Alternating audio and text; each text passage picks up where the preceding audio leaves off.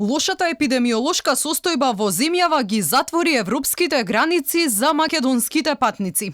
Европската унија во новата ажурирана листа на земји за кои не беа потребни ограничувања при патувањата ги исфрли Македонија, Косово, Црна Гора, Израел, Либан и САД. ЕУ им препорача на 27-те земји членки да ги вратат ограничувањата за туристите од овие држави поради зголемената инфекција со коронавирусот.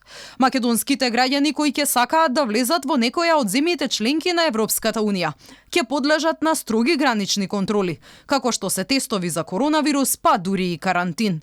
За министерот за здравство Венко Филипче, одлуката на Европската унија да го ограничи влезот и движењето за македонските граѓани оди во прилог на владината политика за поголем опфат на вакцинацијата.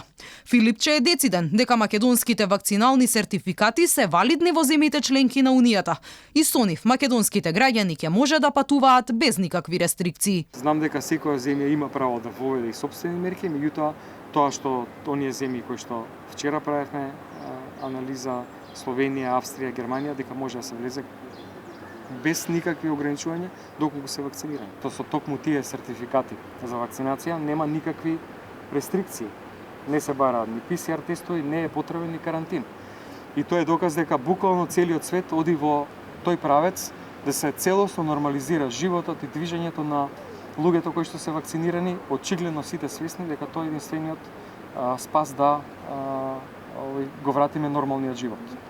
Значи дека само вакцинирани луѓе и таму во европските земји може да влегуваат и на настани, и во гостителски објекти, секаде како критериум се бара на вакцинација. Советот на Европската унија ја ажурира листата за безбедно патување на секој 2 недели, врз основа на стапката на ковид инфекцијата во секоја земја поединечно. Прагот за да се биде во листата на безбедни земји е во државите да нема повеќе од 75 нови ковид случаи на 100.000 жители во последните 14 дена.